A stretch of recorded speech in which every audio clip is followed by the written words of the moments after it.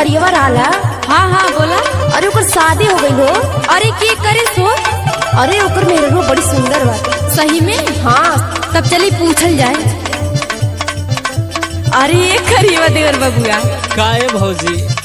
अरे सुननी है शादी कैले है तय। अरे तो तुम्हें पता है ना चलल बहन तो। अरे हाँ सही ना पता चलल, लेकिन तोर तो भाव ना मिलत बा। अरे तमार मेहरारू मिल गए तो भाव का करबू जान के। अच्छा तो पहले हमार बात सुन।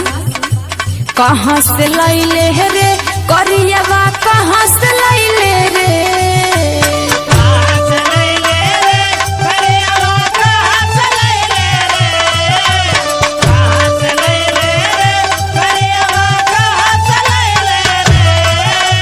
कहाँ से लैले रे करियवा, कहाँ से लैले रे?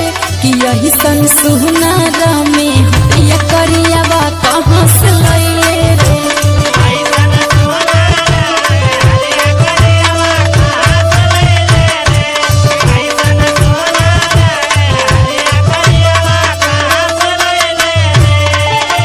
कहाँ से लैले रे करियवा, कहाँ से लैले रे? यही सन सुनार में ये करियवा कहाँ से लैले रे?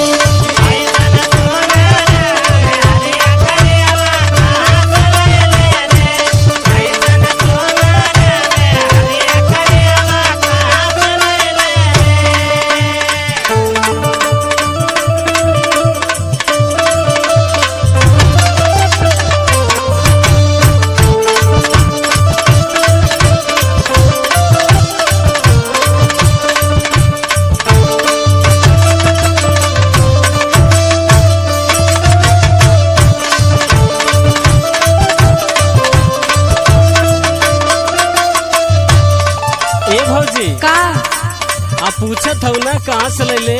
हाँ हाँ। हाँ तो बिया जब ना होत रहल तो तहु भाव ना देत रहलू। अरे यही तो तोर सकलिए बाटे। अब सकलिया का तो से खराब बा का? अरे न पढ़े वाला न लिखे वाला अंगूठा छाप। अरे तो एमे बीए पास है काहे घबरा? अरे वो तो जब से आये तब से देखते रहली है। हाँ यार हरिया इंटर कॉलेज। अच्छा ये होत रहा। हमार बात सुन। सुनावा। पढ़ल न बाटे लिखल न बाटे, बाटे एकदम गंवार रे।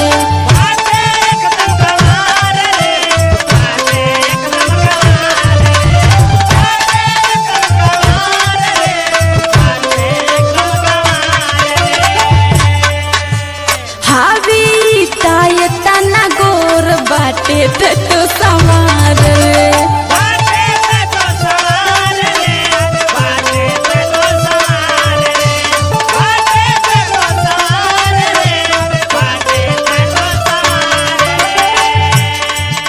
अच्छा ये बतावा होगा तू कैसे फुसलैला है?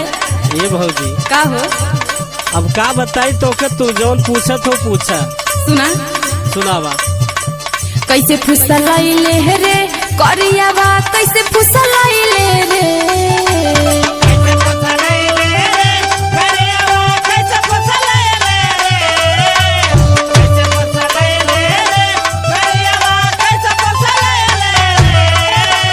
कैसे फुसलैले रे करियवा, कैसे फुसलैले रे? कि यही सन सुनार में हरिया करियवा कहाँ से लैले रे?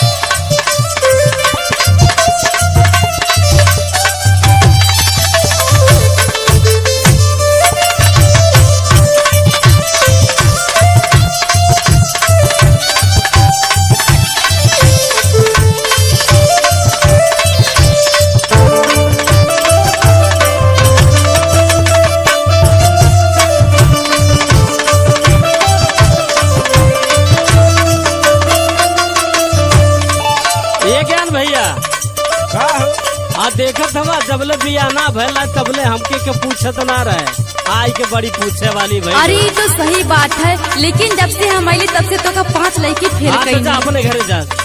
अरे काहे अपने घरे जा यार, तो से पूछी ली ढंग से। अच्छा तो पूछा। हाँ तो सुन सुनावा। हम तू सोचनी कबो ना होई बियाहवा तोरे साथ रे।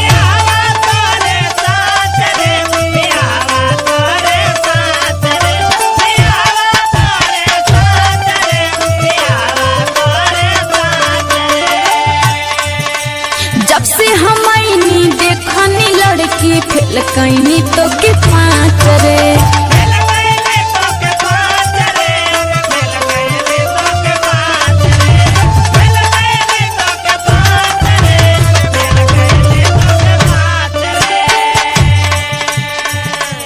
और सुन सुनाओ भौजी सुनाओ। सबके भुलाइले रे करियावा, सबके